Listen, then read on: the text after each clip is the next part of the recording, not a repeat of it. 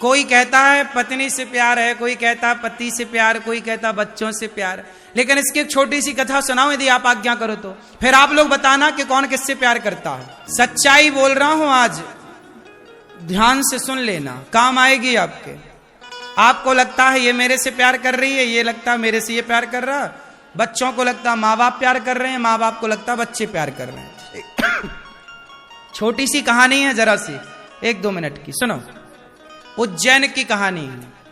उज्जैन में एक राजा रहा करते थे, बहुत अच्छे धर्मात्मा राजा थे। वो ऐसे राजा थे कि अपनी पत्नी से बहुत प्यार करते थे। विक्रमादित्य, विक्रम संवत सुना होगा, विक्रमादित्य के भाई थे। भर्तृहरि उनका नाम था। क्या नाम था? भर्तृहरि। भर्तृहरि नाम के एक राजा थे, उनकी बहुत सुंदर पत्नी थी। वो बहुत प्यार करते थे अपनी पत्नी से, बहुत प्यार। एक दिन क्या हुआ कि उनके राज्य में एक ब्राह्मण आए, और वो बड़े तपस्वी ब्राह्मण। उन्होंने तपस्या की तो तपस्या से कोई देवता प्रसन्न हो गए, और देवता ने उन्हें एक फल दिया। बोले तुम ब्राह्मण ये फल खा लो, सदा जवान रहोगे और अमर हो जाओगे। ये फल जो खाएगा सदा जवान रहेगा और अमर हो जाएगा। पंडित जी ने फल लिया, और पंडित जी को लगा मैं जवान रहकर और अमर होके क्या करूंगा, ये जो हमारे राजा भर्तृहरि हैं ये बहुत अच्छे राजा हैं, यदि ऐसा राजा अमर हो गया तो ये देश सदा के लिए अमर रहेगा, ये देश हमारा सुरक्षित रहेगा। भाई देश है तो सब है, अच्छा राजा होना चाहिए देश का। भर्तृहरि हमारा अच्छा राजा है। तो पंडित जी फल लेकर गए, एकांत में मिले। महाराज यहाँ आओ, अकेले में। महाराज ये फल आप खा लेना, इससे आप सदा जवान रहोगे और अमर रहोगे, आपको कोई मार नहीं सकता, मैंने तपस्या करके पाया। राम राम। पंडित जी चले गए। राजा भर्तृहरि ने फल देखा, वाह। लेकिन राजा को तो प्यार था पत्नी से, उनको लगा यदि ये फल मैं खाता हूं तो मैं जवान रहूंगा, और यदि मेरी पत्नी फल खाएगी तो वो सदा जवान रहेगी, और वो जवान रहेगी तो मैं सुख लेता रहूंगा, आनंद लेता रहूंगा। तो मेरी पत्नी को फल खिलाता हूं। तो पत्नी के पास गए। भाग्यवान सुनती हो? हाँ हाँ महाराज, ये लाया हूं तुम्हारे लिए, फल खाओ। क्या होगा? तुम सुंदर हो जाओगी और सदा जवान रहोगी, खाओ। अच्छा मैं भोग लगा के खाऊंगी। भर्तृहरि चले गए। पत्नी ने फल रखा। पत्नी का चक्कर था सेनापति से। है क्या सही?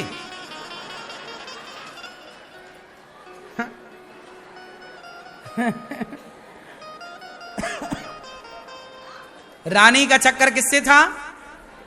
सेनापति को बुलाया चुपके से, आओ आओ जल्दी आओ, पीछे के रास्ते। यहां बुलाया, बोले ये फल खाओ। बोले ये फल खा लो। क्यों? बोले ये फल खाओगे तो तुम सदा जवान रहोगे, और जवान रहोगे तो मुझे सुख मिलता रहेगा। राजा प्रेम करते हैं अपनी पत्नी से, और राजा की पत्नी रानी प्रेम करती है सेनापति से। राजा चाहता है मेरी पत्नी जवान रहे, और पत्नी रानी चाहती है कि सेनापति मेरा इससे चक्कर है ये जवान रहे, ये फल तुम खाओ। सेनापति फल लिया, बोले मैं खाऊंगा, यहां नहीं, अकेले में खाऊंगा, कोई देख ना ले। रानी गले लगाती है सेनापति को, फल देती है, और चला सेनापति। सेनापति फल रखा। अच्छा सेनापति का चक्कर था वहां एक नाचने वाली से। ये बिल्कुल सत्य कहानी बोल रहा हूं, लिखी है ये इतिहास के पन्नों में ये दर्ज है, मनगढ़ंत बात नहीं है। वैराग्य शतक और श्रृंगार शतक लिखा है भर्तृहरि ने बाद में, पहले श्रृंगार लिखा फिर वैराग्य बाद में। तो भर्तृहरि के अब यहां सेनापति का चक्कर किससे था? एक नर्तकी से, नाचने वाली नर्तकी को बुलाया। ओहो बहुत सुंदर दिख रही हो, ये फल खाओ तुम सदा जवान रहोगी। मैया तुम कहां फोन लगा ली? हाँ? ये प्रसंग चल रहा है, बिना फोन लगाना कहीं।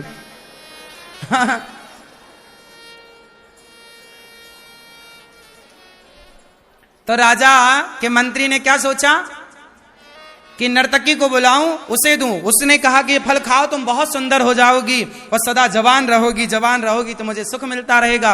अब नर्तकी ने, नाचने वाली नर्तकी ने वो फल लिया और नर्तकी ने सोचा कि मैं तो नाचने वाली हूं, मैं जवान होकर, मैं सुंदर होकर करूंगी क्या, और जुंदर हो गई और जवान हुई तो और नाचना पड़ेगा सारी, अभी तो मर जाऊंगी, फिर तो नाचती ही रहूंगी सारी जिंदगी, मरूंगी नहीं, तो मैं क्या करूंगी। नर्तकी ने सोचा कि हमारे जो राजा हैं वो बड़े धर्मात्मा हैं, मतलब भर्तृहरि है। मैं जिस राजा के राज्य में नाचती हूं, हमारे राजा बहुत सुंदर हैं, बहुत योग्य हैं, बहुत अच्छे हैं। मैं अपने राजा को ये फल देती हूं ताकि मेरा राजा अमर हो और मेरे राज्य की सीमा, मेरा राज्य सुखी रहे, जनता जनार्दन सुखी रहे। वो नर्तकी गई, महाराज की जय हो। हाँ नर्तकी बताओ, महाराज मैं आपसे मिलना चाहती हूं। हाँ हाँ मिलो, आओ। फल निकाला, महाराज ये फल। अब तो राजा, ये फल, बोले महाराज ये फल जो खाएगा सदा जवान रहेगा, सदा अमर हो जाएगा सदा के लिए। राजा बोले सो तो ठीक है, पर ये बता तेरे पास कहां से आया। अब देखो, नर्तकी ने कहा महाराज मैं सेनापति से बड़ा प्यार करती हूं, मेरे सेनापति ने मुझे दिया। सेनापति को बुलाया, सेनापति ये फल तेरे पास कहां से आया। महाराज अपराध क्षमा करो, ओ रानी जी हमसे बहुत प्यार करती हैं। अब फल कहां से आया, राजा को पता चल गया कि रानी को तो हमने ही दिया था। उस राजा को वैराग्य हो गया, तुरंत उसने घर का परित्याग कर दिया कि मैंने जिस स्त्री से प्रेम किया उस स्त्री को तो किसी और से प्रेम था, उस स्त्री ने जिससे प्रेम किया उसे तो किसी और से प्रेम था, उसने जिससे प्रेम किया उसे तो किसी और से प्रेम था। ऐसे ही है संसार का चक्र। आपको लगता है कि आप पति से बहुत प्रेम करती हो, आपका पति आपसे बहुत प्रेम करता है, नहीं। सच्चाई ये है, हमें लगता है कि हम आपसे प्रेम करते हैं पर आप किसी और से प्रेम करते हैं, वो किसी और से प्रेम करता है। सारी जिंदगी हम इस गलतफहमी में जीते हैं कि ये व्यक्ति हमसे प्रेम करता है। हर व्यक्ति अपने स्वार्थ को रखकर प्रेम करता है। आपसे स्वार्थ है तो प्रेम है, आपसे स्वार्थ नहीं है प्रेम नहीं है। यही जीवन की सच्चाई है। कोई किसी से प्रेम नहीं कर रहा है, लग रहा है कि ये बहुत प्रेम कर रहा है, इसलिए कहता हूं प्रेम करना ही है तो जगत से नहीं जगन्नाथ से प्रेम कर लो, भगवान से प्रेम करो। स्त्री के साथ रहो, पुरुष के साथ रहो।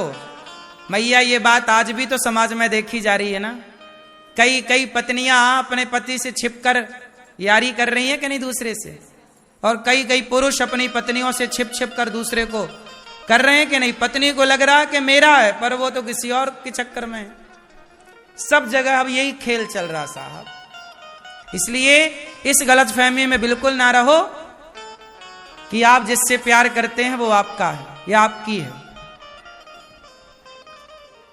कोई किसी को नहीं जान रहा है, कोई किसी के मन की जान ही नहीं सकता। इसलिए हमें किसी के मन की जानना भी नहीं है और हम आपसे ये भी नहीं कहते कि आप हमसे ही प्यार करो, नहीं। हमें ये आपसे अब कोई उम्मीद नहीं है कि आप हमसे प्यार करें। अब हमने अपना मन आपसे हटाकर भगवान के चरणों में लगा रखा है। संसार धोखा दे सकता है, भगवान कभी धोखा नहीं दे सकते। प्यार ही करना है तो संसार से क्यों करें, करके भी क्या पाएंगे, भगवान से करें। सही है। ये पूरी कथा का निष्कर्ष ये निकला कि हम प्रेम भगवान से करें, चाहे स्त्री हो पुरुष हो। तुम बेटे से प्यार करती हो कल को बेटे की पत्नी आएगी, बेटा अपनी पत्नी से प्यार करने लग जाएगा। तुम्हें लगता बेटा हमसे प्यार करता, नहीं, अब वो पत्नी की तरफ है। तुम अकेली ही रहोगी सारी जिंदगी, तुम्हें कोई प्यार करने वाला नहीं है। लोग कहते हमसे कोई प्यार नहीं करता, क्यों करेगा कोई प्यार आपसे? ये बात सच्ची है, आप मानो ना मानो, पर आपसे, आप जितने लोग यहां बैठे हैं, आप लोगों से कोई प्यार नहीं करता। हम सबसे कोई प्यार नहीं करता। आपसे जो लोग प्यार करते हैं वो केवल अपने स्वार्थ की सिद्धि के लिए कर रहे हैं, वरना आपसे उनका क्या लेना देना है। कोई किसी पुरुष कर रहा है प्यार, वो आपसे नहीं कर रहा, आपसे उसे सुख मिलता है, इसलिए वो आपसे प्यार का अभिनय करता है। पत्नी को भी पति से गृहस्थी चलाने का एक सहारा मिलता है, बच्चों के लालन पालन का एक सहारा मिलता है। एक दूसरे के पूरक से है, पत्नी का पूरक पति, पति की पूरक, तो सबका एक स्वार्थ। अच्छा ये बताओ, पत्नी भी अपने पति से एक स्वार्थ से अटैच रहती है कि नहीं? बोलो, भले बारीक स्वार्थ हो, सूक्ष्म स्वार्थ, पर है ना कि नहीं? पत्नी का भी एक अपना स्वार्थ है पति से। जो पति कमाता है, गिफ्ट लाता है, उसे आप ज्यादा अच्छा पति मानती हैं। जो नहीं कमाता, उनकी पत्नियां बिल्कुल, देख लो उनका व्यवहार पति के प्रति कैसा है। तो व्यक्ति ऐसे ही है कि आपका स्वार्थ सिद्ध हो तो सब अच्छा है, और आपका स्वार्थ सिद्ध ना हो तो। इसलिए संसार के चक्कर में ना पड़ो, समय ना गवाओ। अंत में जैसे भर्तृहरि को उनकी पत्नी ने धोखा दिया, पत्नी मतलब संसार, ऐसे ये संसार एक दिन आपको धोखा देने के लिए तैयार है। राजा की रानी ने राजा को धोखा दिया, तो रानी को सेनापति ने धोखा दिया। पुरुष को स्त्री ने धोखा दिया, तो स्त्री को पुरुष ने धोखा दिया। संसार में सब धोखेबाज हैं।